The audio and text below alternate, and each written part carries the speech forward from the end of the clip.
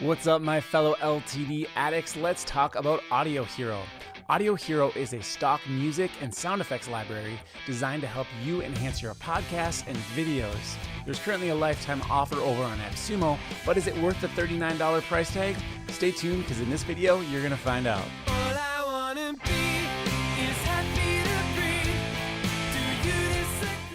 Hey everybody, I'm Dave from thatLTD.life, where I review software tools with lifetime offers. If you're new around here, make sure you hit the subscription button and click that notification bell so you get notified when new reviews are posted.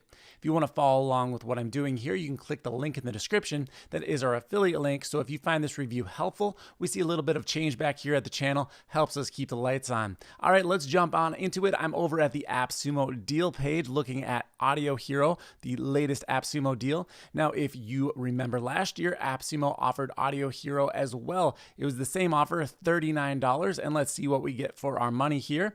$39 gets us 3,000 AudioHero Hero Plan credits. Now, what that means, in essence, is you're going to be able to download either 3,000 sound effects or 3,000 songs.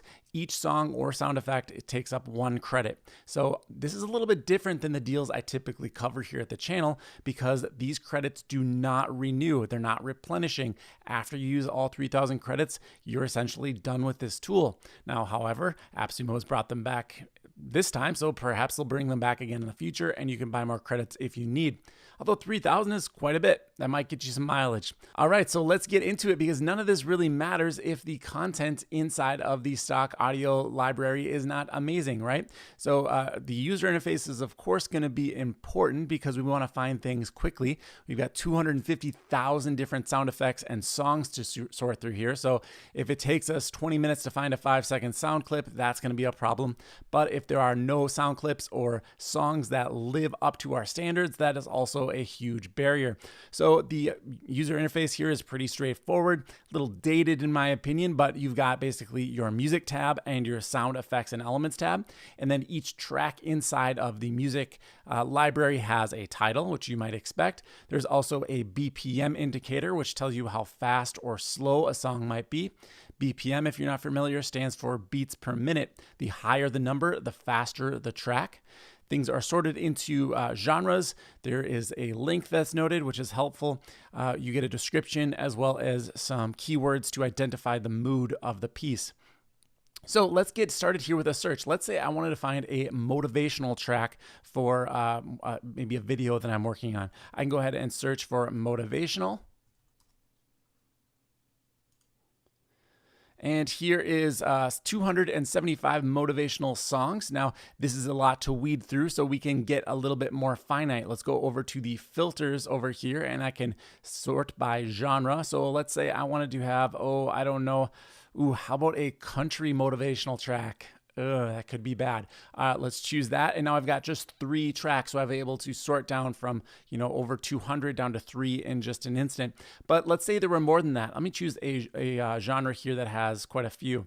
Looks like corporate. So if you're not familiar with the idea of corporate music, it's something that's just kind of bland in essence, that it's going to sound not offensive to anybody, but it should sound pretty good to just about everyone.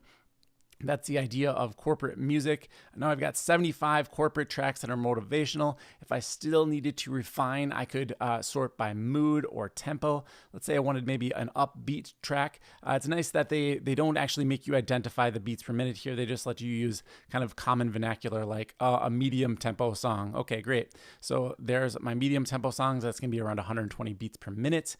And now I'm still left with 19 tracks. I could begin to sample these. You can see the waveform view here, which in my opinion isn't super helpful, because it's not stock photography, right? We're not going to select a track based on the waveform. So you can actually turn that off and just go to the simple view, which is a little cleaner, and you can see more tracks all in one go. So let's say I wanted to preview this business plan track. I can go ahead and click that, and it begins playing. Now, let's say my video that I was working on, I know is, say, 4 minutes long. None of these tracks are going to work for me, so I can actually go back over to the filters and set a minimum length of, say, 4 minutes, and let's see if there are any tracks available here that would apply. great, there's just one. So, this one might be the one for me. However, you could always loop a track if something wasn't quite long enough, but then you get into having to edit the audio and it just gets a little bit more complicated. So I'll play this one and see how it sounds.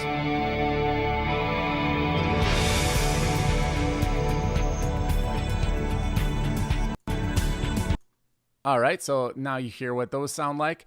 So you're getting the idea here of what you're going to expect from AudioHero's music library, as well as how the actual interface works.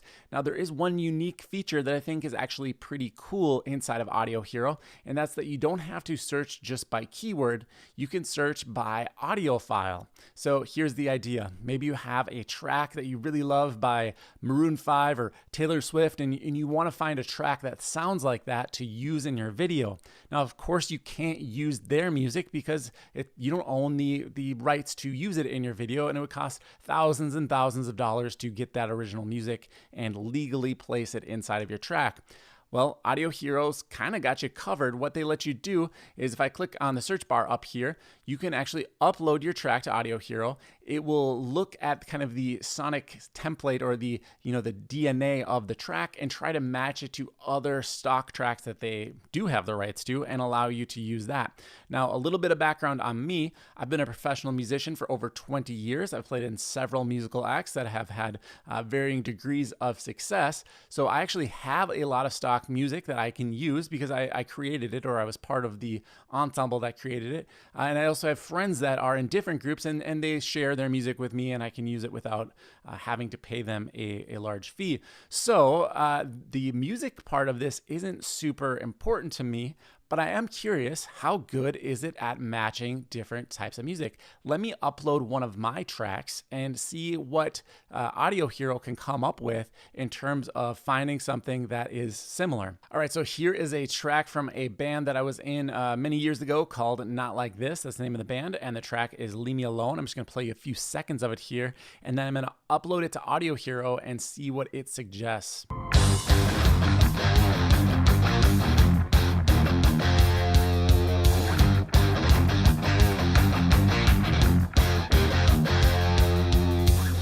Lying down to think up a lie.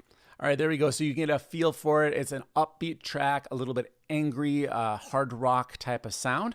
Let's go ahead and upload it to AudioHero, and we can really see what this feature is all about. So I can just drag and drop the track right into my browser.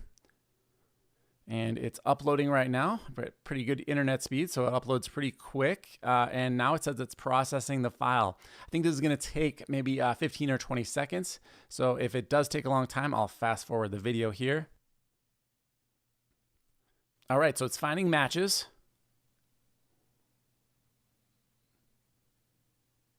And it looks like it came up with a few tracks here for me, more than a few. There's actually quite a few. It doesn't give me a number that I'm seeing right away in terms of how many results there are, but it looks like, there's probably 25 or 30 different tracks here. There's not more than one page, so it's under 50. All right, let's see how good they are. Let's play this first result here called Mad Dog Blues.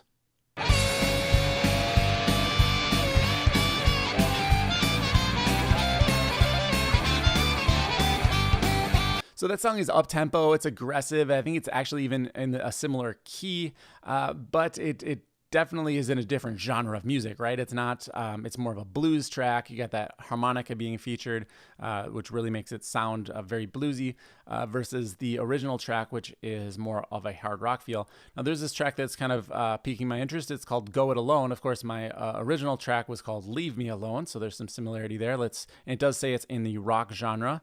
Let's see what it sounds like.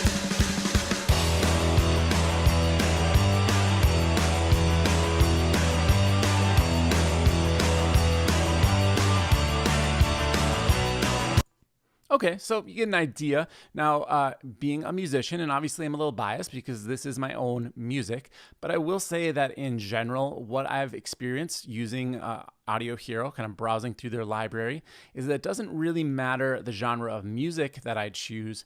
the level of professionalism or polish to the music is probably a little bit lower than something I'd want to use in my own personal productions. That's not to say the music is absolutely awful and unusable. However, it's just not quite up to my personal standards. You might differ, and that's totally fine. Doesn't make one better than the other. It's just I like music to have a certain sound to it, and I haven't really been able to find anything on AudioHero that matches that level of professionalism.